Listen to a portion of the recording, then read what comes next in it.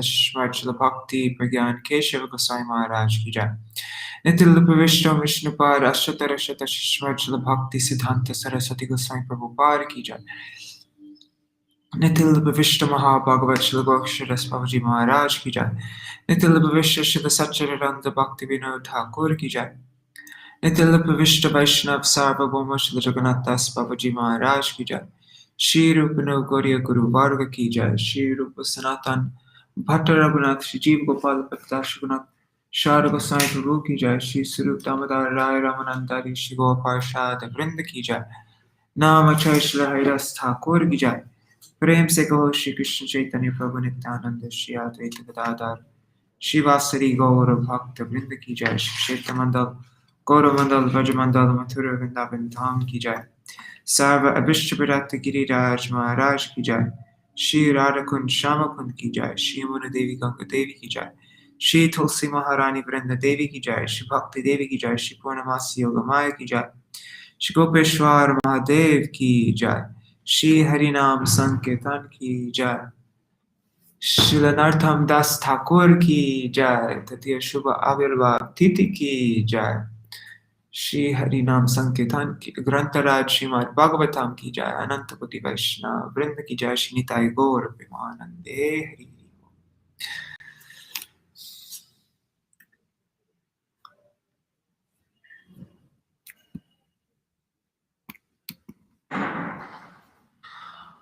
ओम ज्ञानतिमिरन्धस्य ज्ञानाञ्जनशलाकया चक्षुरुन्मिलितं येन तस्मै श्रीगुरुवे नमः।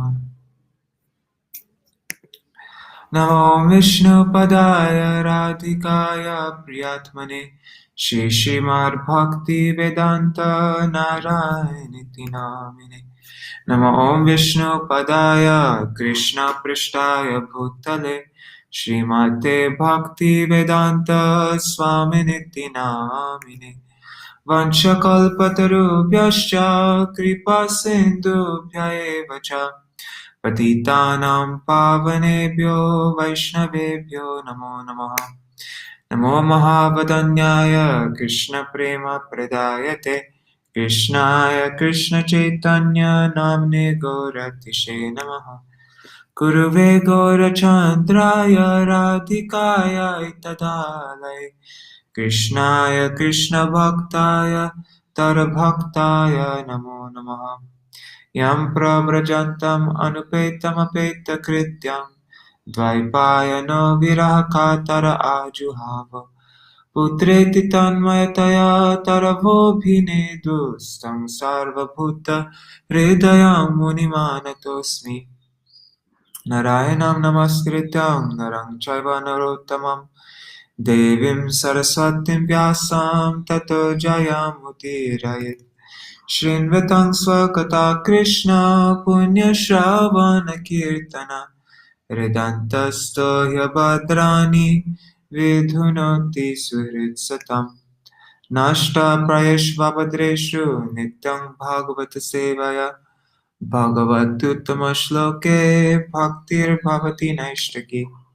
तवैवास्मि न जीवामि त्वया विना इति विज्ञाय राधे त्वां नायमं चरणन्तिकम्। भक्त्या विहीना अपराधलक्षय क्षिप्ताष्टकामादितरङ्गमध्ये कृपामयि त्वं शरणं प्रपन्ना वृन्दे नमस्ते चरणारविन्दम्। भज श्रीकृष्ण चैतन्य प्रभु नित्यानन्द श्री अद्वैत गदाधर शिवासरि गौर भक्तवृंद। हरे Krishna Krishna Krishna Hare Hare Hare Ram Ram Ram Hare Hare.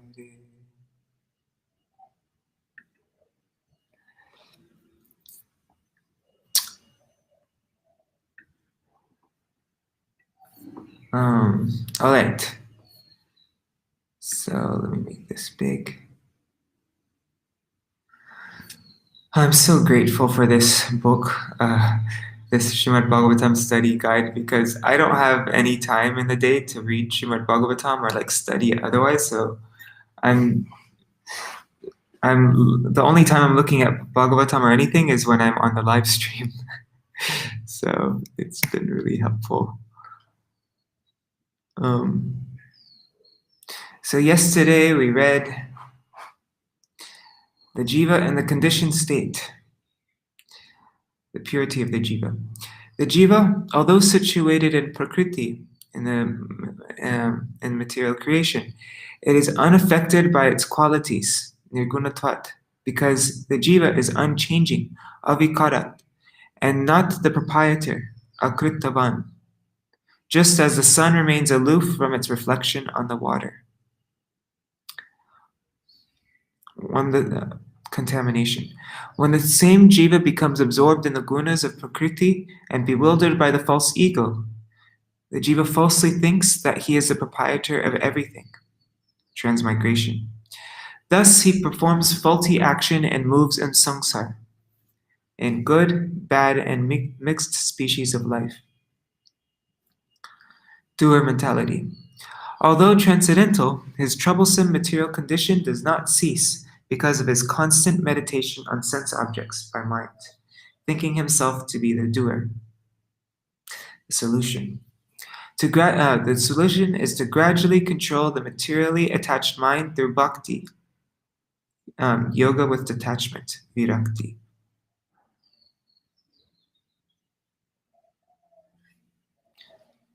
Now, attaining liberation by Gyani.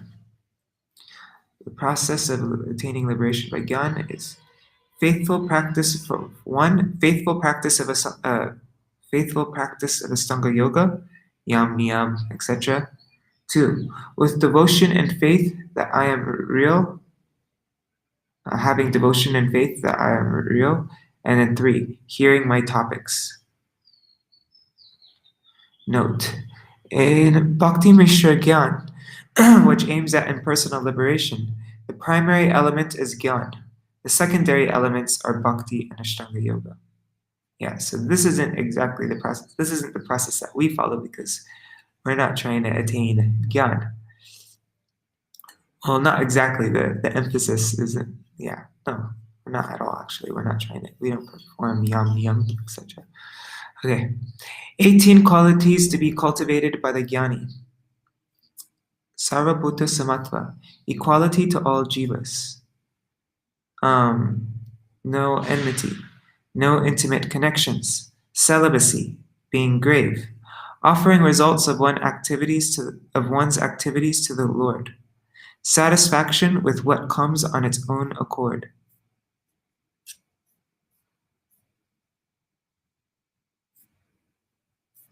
All right. Is that everything? No. Okay.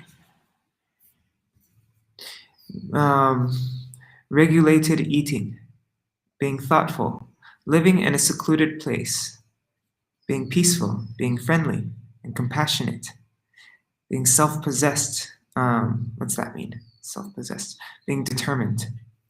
Having no bodily identification or attraction for bodily relationships.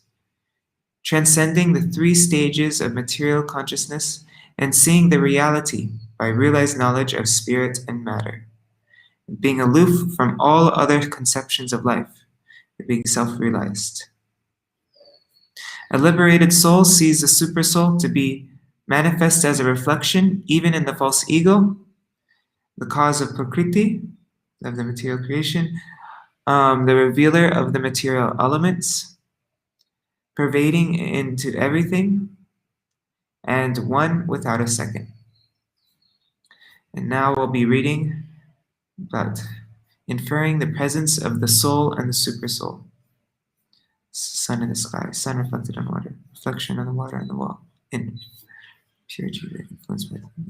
Okay, so let me just share my screen. What am I saying? I need to turn on my second screen. That's what I meant to say. Dandavat Pranam Raseshwari Mataji, and Facebook user. That's all that comes on my screen. See, it just says Facebook user.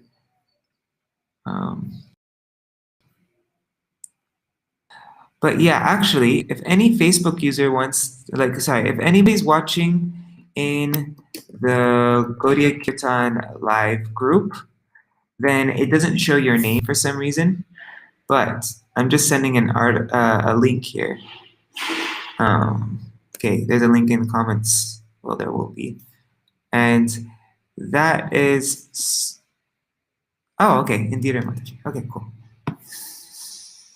All right. One second.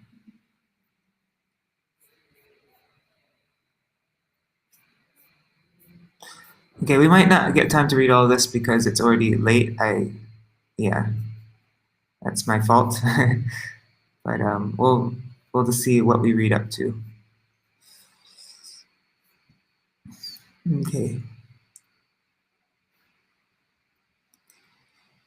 Yata jalasta abhasa stalastan stena vadrishyate swabhasena tata surya jalastena divistita.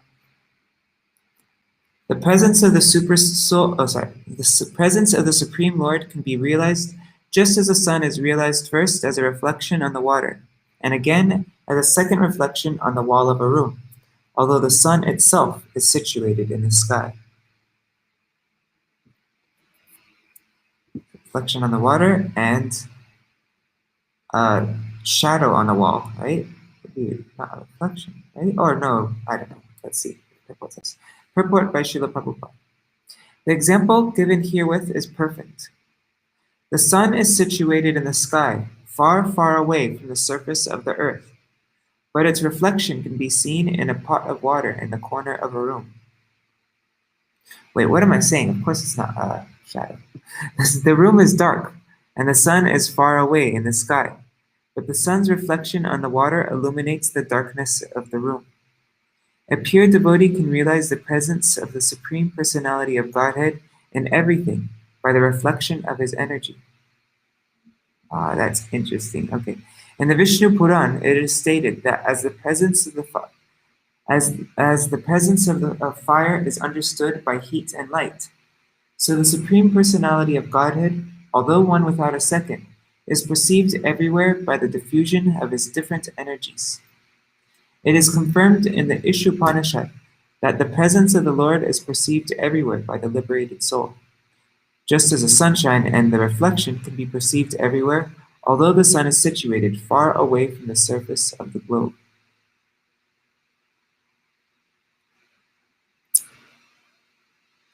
Evam trivid ahankaro bhutendriya manomayai svabhavasar lakshito nena sarabhasena satyadrit. The self-realized soul is thus reflected first in the threefold ego, and then in the body, senses, and mind. Purport. The conditioned soul thinks, I am this body, but a liberated soul thinks, I am not this body, I am spirit soul. This I am is called ego, or identification of the self. I am this body, or everything in relationship to the body is mind. This is called false ego. But when one is self-realized and thinks that he is an eternal servitor of the Supreme Lord, that identification is real ego. One conception is in the darkness of the threefold qualities of material nature, goodness, passion, and ignorance, and the other is in the pure state of goodness, called Shuddha Sattva, or Vasudeva. When we say that we give up our false ego, this means that we give up. When we say we give up our ego, this means that we give up our false ego. But real ego is always present. When one is reflected through the material contamination of the body and mind in false identification, he is in the conditioned state. But when he is reflected in the pure stage, he is called liberated. The identification of oneself with one's material possessions in the conditional stage must be purified, and one must identify himself in relationship with the Supreme Lord. In the conditioned state, one accepts everything as an object of sense gratification, and in the liberated state, one accepts everything for the service of the Supreme Lord. Krishna consciousness, devotional service, is the actual liberated stage of a living entity. Otherwise, both accepting and rejecting on the material platform, or in voidness or in personalism, are imperfect conditions for this pure soul. By the understanding of the pure soul, called Satyadrik, one can see everything as a reflection of the Supreme Personality of Godhead. A concrete example could be given in this connection. A conditioned soul sees a very beautiful rose, and he thinks that the nice aromatic flower should be used for his own sense gratification. This is one kind of vision. A liberated soul, however, sees the same flower as a reflection of the Supreme Lord. He thinks, this beautiful flower is made possible by the superior energy of the Supreme Lord.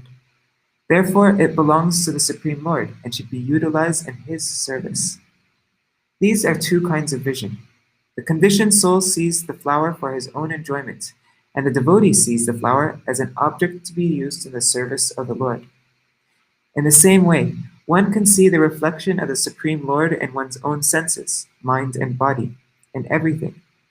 With that correct vision, one can engage everything in the service of the Lord. It is stated in the Bhakti Rasamrita Sindhu that one who has engaged everything, his vital energy, his wealth, his intelligence, and his words, in the service of the Lord, or who desires to engage all these in the service of the Lord, no matter how he is situated, is to be considered a liberated soul, or Satyadrik. Such a man has understood things as they are.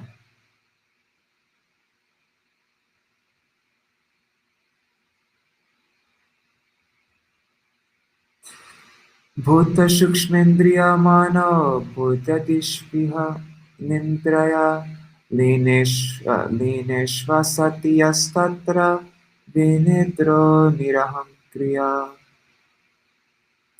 Although a devotee appears to be merged in the five material elements, the objects of material enjoyment,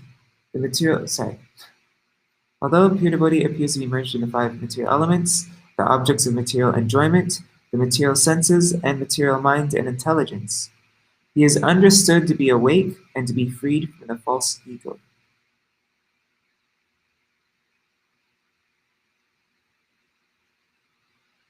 Purport.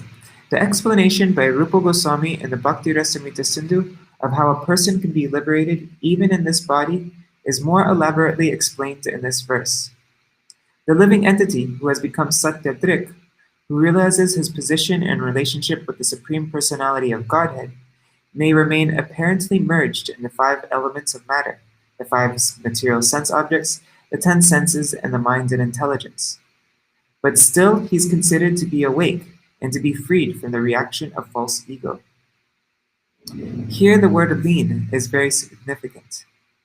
The Mayavadi philosophers recommend merging in the impersonal effulgence of Brahman. That is their ultimate That is their ultimate goal or destination. That merging is also mentioned here. But in spite of merging, one can keep his individuality. The example given by Jiva Goswami is that a green bird that enters a green tree appears to merge in the color of greenness. But actually, the bird does not lose its individuality. Similarly, a living entity merged either in the material nature or in the spiritual nature does not give up his individuality. Real individuality is to understand oneself to be the eternal servitor of the Supreme Lord. This information is received from the mouth of Lord Chaitanya. He said clearly, upon the inquiry of Sanatana Goswami, that a living entity is the servitor of Krishna eternally. Nitya Krishna Das. Krishna also confirms in Bhagavad Gita that the living entity is eternally his part and parcel. The part and parcel is meant to serve the whole. This is individuality. It is so even in this material existence, when the living entity apparently merges in matter. His gross body is made up of 5 elements. His subtle body is made of mind. intelligence, false ego, and his contaminated consciousness. And he has 5 active senses and 5 knowledge-acquiring senses. In this way, he merges in matter. But even while merged in the 24 elements of matter, he can keep his individuality as the eternal servitor of the Lord. Either in the spiritual nature or in material nature, such a servitor is to be considered a liberated soul. That is the explanation of the authorities, and it is confirmed in this verse. Radhe Radhe, Gargraj and Anandini. Manyamanasthadatmanam anashto nashtavam mrisha nashte hankarane trashta nashtavitta ivatura. The living entity can vividly feel his existence as the seer, but because of the disappearance of the ego during the state of deep sleep, he falsely takes himself to be lost, like a man who has lost his fortune and feels distressed, thinking himself to be lost.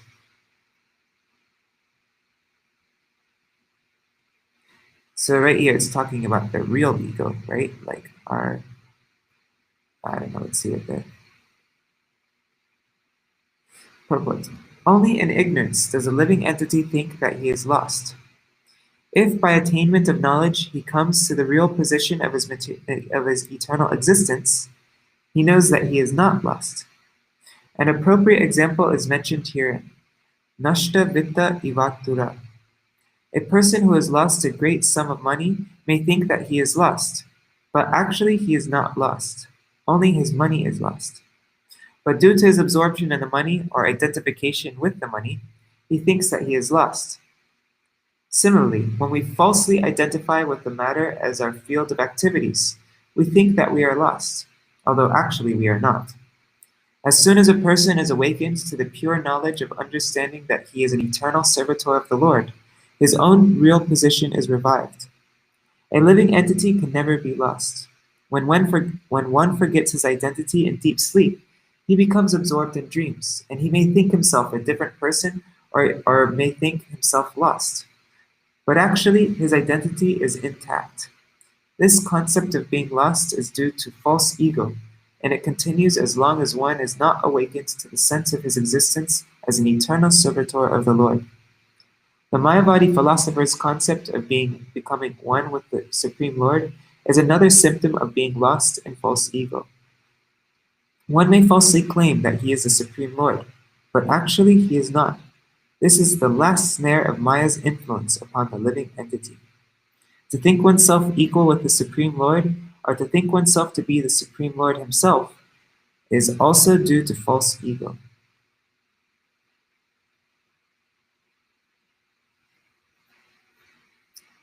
Evam pratyavamrishyasa atmanam pratipadyate sahankarasya dravyasya yovastanam anugraha. When by mature understanding one can realize his individuality, then the situation he accepts under false ego becomes manifest to him.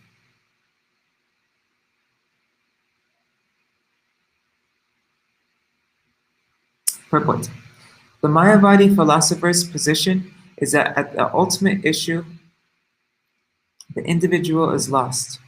Everything becomes one, and there is no distinction between the knower, the knowable, and knowledge. But by minute analysis, we can see that this is not correct. Individuality is never lost, even when one thinks that the 3 different principles, namely the knower, the knowable, and knowledge, are amalgamated or merged into one. The very concept that the 3 merge into one is another form of knowledge, and since the perceiver of the knowledge still exists, how can one say that the knower, knowledge, and not knowable have become one? The individual soul who is perceiving this knowledge still remains an individual. Both in material existence and in spiritual existence, the individuality continues. The only difference is in the quality of the identity. In the material identity, the false ego acts, and because of false identification, one takes things to be different from what they actually are. That is the basic principle of conditional life. Similarly, when the false ego is purified, one takes everything in the right perspective. That is the stage of liberation. It is stated in the Ishupanishad that everything belongs to the Lord. Ishashvasyam idam sarvam. Everything exists on the energy of the Supreme Lord. This is also confirmed in Bhagavad Gita. Because everything is produced of his energy and exists on his energy, the energy is not different from him. But still the Lord declares, I am not there. When one clearly understands one's constitutional position, everything becomes manifest. False egoistic acceptance of things conditions one. False egoistic acceptance of things conditions one, whereas acceptance of things as they are makes one liberated. The example given in the previous verse is applicable here. Due to absorption of one's identity in his money, when the money is lost, he thinks that he is also lost. But actually, he is not identical with the money, nor does the money belong to him. When the actual situation is revealed, we understand that the money does not belong to any individual person or living entity, nor is it produced by man.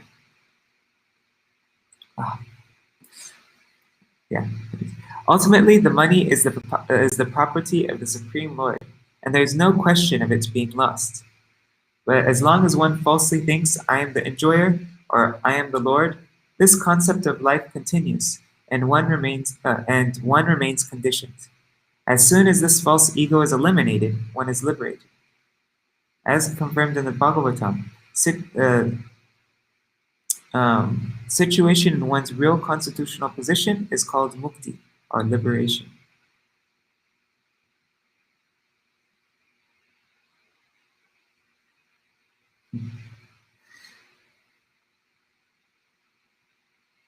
Devahuti Purusham prakritir brahma na vimunchanti karhijit anyonya pashrayatvacha nityatvad anayo prabho.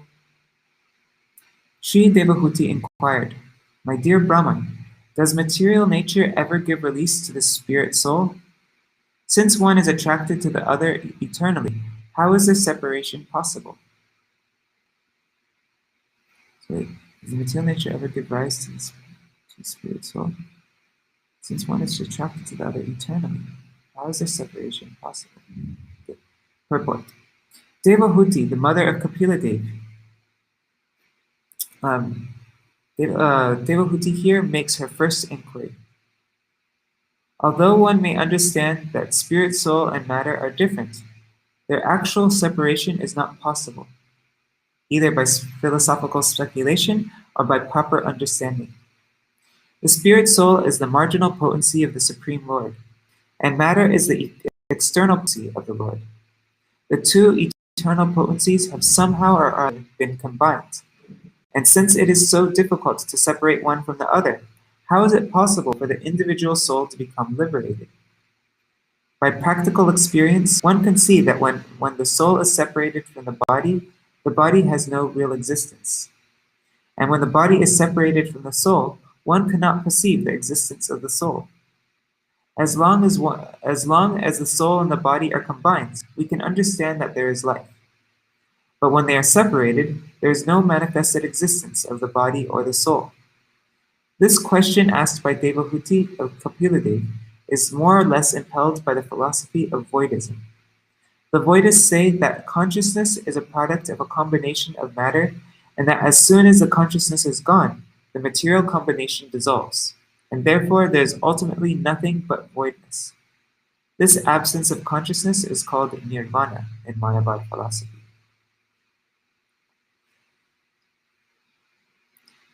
Yata gandhasya bhumischa na bhavo vyatirekata apam rasasya cha yata tatta buddhe parasya cha. As there is no separate existence of the earth and its aroma, or of water and its taste, there cannot be any separate existence of intelligence and consciousness. Purport. The example is given here that anything material has an aroma. The flower, the earth, everything has an aroma. If the aroma is separated from the matter cannot be identified. If there is no taste to water, the water has no meaning. If there is no heat in the fire has no meaning. Similarly, when there is want of intelligence, spirit also has no meaning. Akarto karma bandhoya purushasya yarashraya guneshu satsu prakrite kaivalyam teshvata katam. Hence, even though he is the passive performer of all activities, how can there be freedom for the soul as long as material nature acts on him and binds him? Purport. Although the living entity desires freedom from the contamination of matter, he is not given release. Actually, as soon as a living entity puts himself under the control of the modes of material nature, his acts are influenced by the qualities of material nature, and he becomes passive. It is confirmed in the Bhagavad Gita, Prakrite kriyamanani gunai. The living entity acts according to the qualities or modes of material nature. He falsely thinks that he is acting, but unfortunately he is passive. In other words, he has no opportunity to get out of the control of material nature because it has already conditioned him. In Bhagavad Gita, it is also stated that it is very difficult to get out of material nature. One may try in different ways to think that everything is void in the ultimate issue, that there is no God, and that even if the background of everything is spirit, it is impersonal. This speculation may go on, but actually it is very difficult to get out of the clutches of material nature. Devahuti poses the question that although one may speculate in many ways, where is liberation as long as one is under the spell of material nature? The answer is also found in Bhagavad Gita 7:14. Only one who has surrendered himself onto the lotus feet of the Supreme Lord Krishna, Mam eva ye papadante, can be freed from the clutches of Maya. Since Devahuti is gradually coming to the point of surrender, her questions are very intelligent. How can one be liberated? How can one be in a pure state of spiritual existence as long as he is strongly held by the modes of material nature? This is also an indication to the false meditator. There are many so-called meditators who think, I am the Supreme Spirit Soul. I am conducting the activities of material nature. Under my direction, the sun is moving and the moon is rising. They may think that by such contemplation or meditation, they can become free. But it is seen that just 3 minutes after finishing such nonsensical meditation, they are immediately captured by the modes of material nature. Immediately after his high-sounding meditation, a meditator becomes thirsty and wants to smoke or drink. He is under the strong grip of material nature, yet he thinks that he is already free from the clutches of Maya. This question of Devahutis is for such a person who falsely claims that he is everything, that ultimately everything is void, and that there is no sinful or pious activities. These are all atheistic inventions. Actually, unless a living entity surrenders unto the Supreme Personality of Godhead, as instructed in Bhagavad Gita, there is no liberation or freedom from the clutches of Maya. Kvachit tattva vamarshena nevritam bhayamulbhanam anivritta nimattvat puna pratyavatishtate. Even if the great fear of bondage is avoided by mental speculation and inquiry into the fundamental principles, it may still appear again, since its cause has not ceased. Even if the great fear of bondage is avoided by mental speculation and inquiry into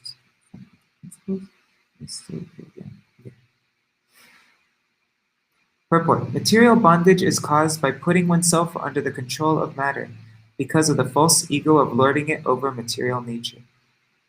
Bhagavad Gita 7:27 states, Icha dvesha samuttena. Two kinds of propensities arise in the living entity. One propensity is icha, which means desire to lord it over material nature or to be as great as the Supreme Lord. Everyone desires to be the greatest personality in this material world. Dvesha means envy. When one becomes envious of Krishna, or the Supreme Personality of Godhead, one thinks, why should Krishna be the all in all? I'm as good as Krishna. These two items, the desire to be the Lord and envy of the Lord, are the beginning cause of material bondage. As long as a philosopher, salvationist, or voidist has some desire to be supreme, to be everything, or to deny the existence of God, the cause remains, and there is no question of his liberation.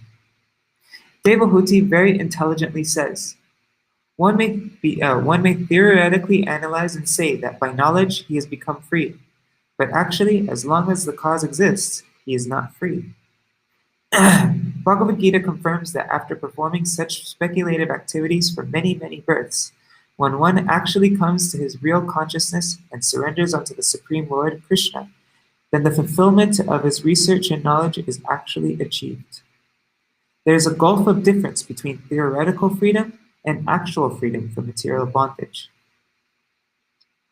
The Bhagavatam 10.14.4 says that if one gives up the auspicious path of devotional service and simply tries to know things by speculation, one wastes his valuable time. Klashyanti ye kevala bodha labdhaye. The result of such a labor of love is simply labor. There is no other result. The labor of speculation is ended only by exhaustion. The example is given that there is no benefit in husking the skin of an empty paddy. The rice paddy is already gone. What is that? Yatha Tushavaghatinam, I think. Right? I can't remember. Similarly, simply by the speculative process, one cannot be freed from material bondage, for the cause still exists. One has to nullify the cause, and then the effect will be nullified. This is explained by the Supreme Personality of Godhead in the following verses. Shri Bhagavan Uvacha. What time is it? It is 7:51. Okay. And what are we reading to? 23, right? Yes, okay, I think we might be able to make it. Animita nimittena swadharmena malatmana tivraya mai bhaktya cha shrutta sambhritaya chiram. The Supreme Personality of Godhead said, one can get liberation by seriously discharging devotional service unto me, and thereby hearing for a long time about me or from me. By thus executing one's prescribed duties, there will be no reaction, and one will be freed from the contamination of matter. Purport. Sridhar Swami comments in this connection that by association with material nature alone, one does not become conditioned. Conditional life begins only after one is infected by the modes of material nature. If someone is in contact with the police department, that does not mean that he is a criminal. As long as one does not commit criminal acts, even though there is a police department, he is not punished. Similarly, the liberated soul is not affected, although he is in the material nature. Even the Supreme Personality of Godhead is supposed to be in association with material nature when he descends, but he is not affected. One has to act in such a way that in spite of being in the material nature, he is not affected by contamination. Although the lotus flower is in association with water, it does not mix with the water. That is how one has to live, as described here by the Personality of Godhead, Kapila. Animitta nimittena swadharmena vala. Sadharmane Dharmena Lakmana. One can be liberated from all adverse circumstances simply by seriously engaging in devotional service. How this devotional service develops and becomes mature is explained here. In the beginning, one has to perform his prescribed duties with a clean mind. Clean consciousness means Krishna consciousness. One has to perform his prescribed duties in Krishna consciousness. There is no necessity of changing one's prescribed duties. One simply has to act in Krishna consciousness.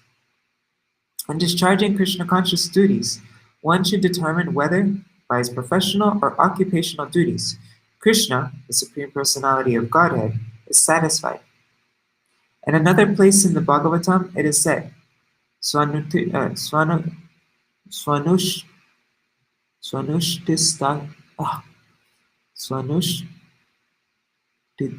dharmasya samsiddhir haritoshanam. Śrīmad-Bhāgavatam 1-13. Everyone has some prescribed duties to perform, but the perfection of such duties will be reached only if the Supreme Personality of Godhead, Hari, is satisfied by such actions. For example, Arjuna's prescribed duty was to fight, and the perfection of his fighting was tested by the satisfaction of Krishna. Krishna wanted him to fight, and when he fought for the satisfaction of the Lord, that was the perfection of his professional devotional duty. On the other hand, when, contrary to the wish of Krishna, he was not willing to fight, that was imperfect. If one wants to perfect his life, he should discharge his prescribed duties for the satisfaction of Krishna. One must act in Krishna consciousness, for such action will never produce any reaction. Animitta nimittena.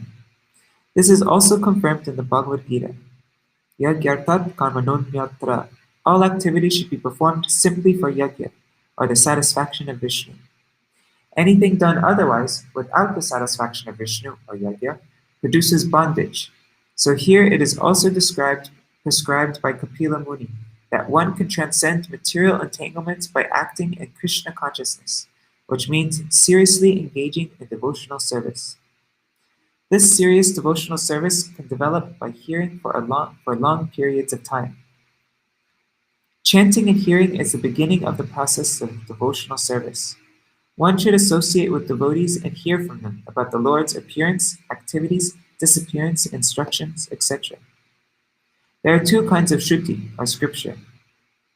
One is spoken by the Lord, and the other is spoken about the Lord and his devotees. Bhagavad Gita is the former, and Śrīmad-Bhāgavatam is the latter.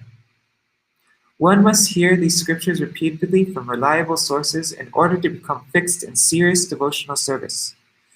Through engagement in such devotional service, one becomes freed from the contamination of Maya. It is stated in the Śrīmad-Bhāgavatam that hearing about the Supreme Personality of Godhead cleanses the heart of all contamination caused by the influence of the three modes of material nature. By continuous, regular hearing, the effects of the contamination of lust and greed to enjoy are lorded over material nature diminish. And when lust and greed diminish, one then becomes situated in the mode of goodness. This is a stage of Brahman realization, or spiritual realization. In this way, one becomes fixed on the transcendental platform. Remaining fixed on the transcendental platform is liberation from material entanglement.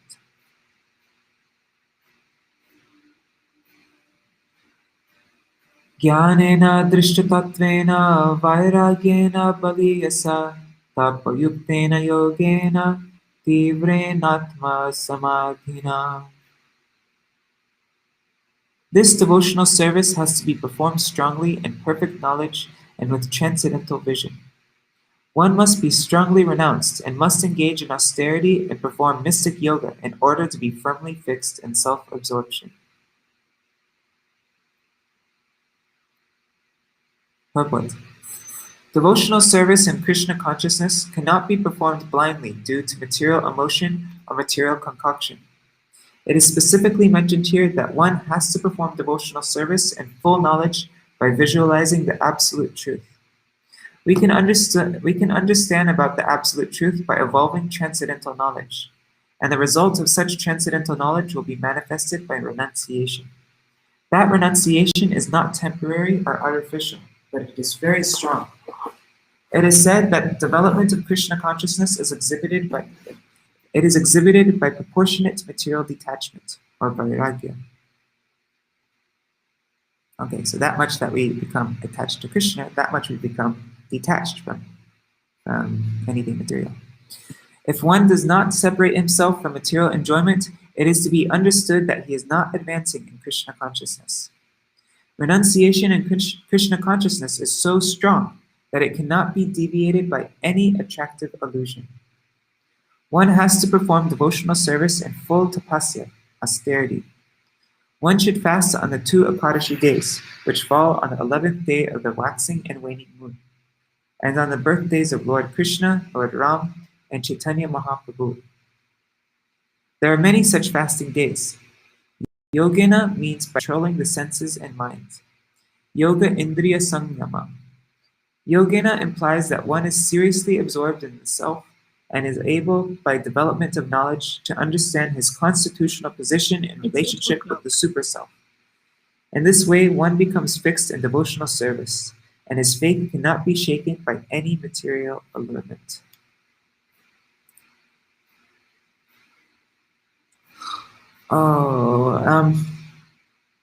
Is it okay if we just go 1 minute overtime, or like 2 minutes overtime? Because then we can finish this verse 23. Because it's 8 o'clock. It just turned 8 o'clock. So I'm just going to read really quickly. Prakriti purushasya dahyamana tahar nisham tira bhavitri shanakar agner yonir ivarani. The influence of material nature has covered the living entity, and thus it is as if the living entity were always in a blazing fire. But by the process of seriously discharging devotional service, this influence can be removed, just as wooden sticks which cause a fire are themselves consumed by it. Purport. Fire is conserved in wooden sticks, and when circumstances are favorable, the fire is ignited. But the wooden sticks which are the cause of the fire are also consumed by the fire, if it is properly dealt with. Similarly, the living entity's conditional life of material existence is due to his desire to lord it over material nature, and due to his envy of the Supreme Lord. Thus, his main diseases are that he wants to be one with the Supreme Lord, or he wants to become the Lord of material nature. The karmis try to utilize the resources of material nature and thus become its lord and enjoy sense gratification. And the Gyanis, the salvationists, who have become frustrated in enjoying the material resources, want to become one with the Supreme Personality of Godhead, or merge into the impersonal effulgence. These two diseases are due to material contamination. Material contamination can be consumed by devotional service. I like that. Material contamination can be consumed by devotional service, because in devotional service, these two diseases, namely the desire to lord it over material nature and the desire to become one with the Supreme Lord, are absent. Therefore, the cause of material existence is at once consumed by the careful discharge of devotional service and Krishna consciousness. A devotee in full Krishna consciousness appears superficially to be a great karmi, always working. But the inner significance of the devotee's activities is that they are meant for the satisfaction of the Supreme Lord. This is called bhakti, or devotional service. Arjuna was apparently a fighter, but when by his fighting he satisfied the senses of Lord Krishna, he became a devotee. Since a devotee also engages in philosophical research to understand the Supreme Person as he is, his activities may thus appear to be like those of a mental speculator. But actually, he is trying to understand the spiritual nature and transcendental activities. Thus, although the tendency for philosophical speculation exists, the material effects of fruitive activities and empiric speculation do not, because this activity is meant for the Supreme Personality of Godhead. All right, 3 minutes over time. All right. Hare Krishna, Krishna Krishna Hare Hare Hare Rama Rama Rama Hare Hare Hare Krishna Krishna Krishna Hare Hare Hare Ram Ram Ram Hare Hare Hare Krishna Krishna Krishna Hare Hare Hare Ram Ram Ram Hare Hare Hari Bol Hari Bol Nitai Bol Hari Bol Nitai Bol Hari Bol Hari Bol Nitai Bol Hari Bol Jai Shri Shri Guru Gauranga Gandharika Giridhari Shri Shri Radha Vinod Bihari Ju Ki Jai Shri Govinda Gopinath Maran Mohan Ju Ki Jai Nitil Vishram Vishnupar Ashtatar Shata Shishmachla Bhakti Vedanta Narayan Goswami Maharaj Shri Gurudev Ki Jai Nitil Vishram Vishnupar Ashtatar Shata Shishmachla Bhakti Vedanta Vaman Goswami Maharaj Ki Jai Nitil Vishram Vishnupar Ashtatar Shata Shishmachla Bhakti Vedanta Swami Maharaj Shri Prabhupada Ki Jai Nitil Vishram Vishnupar Ashtatar Shata Shishmachla Bhakti Vigyan Keshav Goswami Maharaj Ki Jai Nitil Vishram Vishnupar Ashtatar Shata Shishmachla Shila Bhakti Siddhanta Saraswati Goswami Prabhupada Ki Jai Nitil Vishra-Bhāgavatam Shila Bhakshara Swabhaji Maharaj Ki Jai Nitil Vishra Shila Satchidananda Bhakti Vinod Thakur Ki Jai Nitil Vishra Vaishnav Sarva Bhumashta Raghunatha Swabhaji Maharaj Ki Jai Shri Rupa Nagavariya Guru Varada Ki Jai Shri Rupa Sanatan Bhatta Raghunath Shri Jiva Gopal Patadasha Gunath Shadha Goswami Prabhu Ki Jai Shri Sarup Damodar Rai Ramanandari Shri Gaur Parshad Vrinda Ki Jai Namachay Shilahairas Thakur Ki Jai Prem Se Kaho Shri Krishna Chaitanya Prabhu Nityananda Shri Advaita Gadadhar Shri Vasari Gaur Bhakta Vrinda Ki Jai Shri Kshetra Mandal Gaur Mandal Braj Mandal Mathura Vrindavan Dham Ki Jai Sarva Abhishya Bharata Giriraj Maharaj Ki Jai Shri Radhakund Shamakund Ki Jai Shri Muna Devi Kanga Devi Ki Jai Shri Tulsi Maharani Vrinda Devi Ki Jai Shri Bhakti Devi Ki Jai Shri Purnamasi Yogamaya Ki Jai Shri Gopeshwar Mahadev Ki Jai Shri Nartham Das Thakur Ki Jai Tadiya Shubha Avirbhav Tithi Ki Jai Shri Harinam Sankirtan Ki Jai Anantapati Vaishnava Vrinda Ki Jai Samagata Gaur Bhakta Vrinda Ki Jai Grantha Raj Śrīmad-Bhāgavatam Ki Jai Shri Gaur Premanante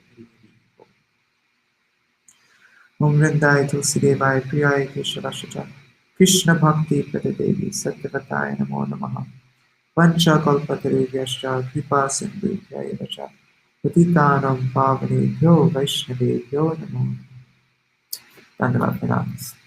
So, if I get time today, which I might not because today is going to be a busy day, but yeah, if I get time today, I will try to read something about Śrīmad Das Thakur. Alright, thank you for joining me, and sorry for being a bit late. But, alright, Haribol. Haribol, Braj Kishore Prabhu. Bhima. Okay. Haribol. Haribol Anandini. Dandavat Pranams. Indira Mataji. Lavati. Gargraj. Yaseshwari Mataji. Haribol. Dandavat Pranams.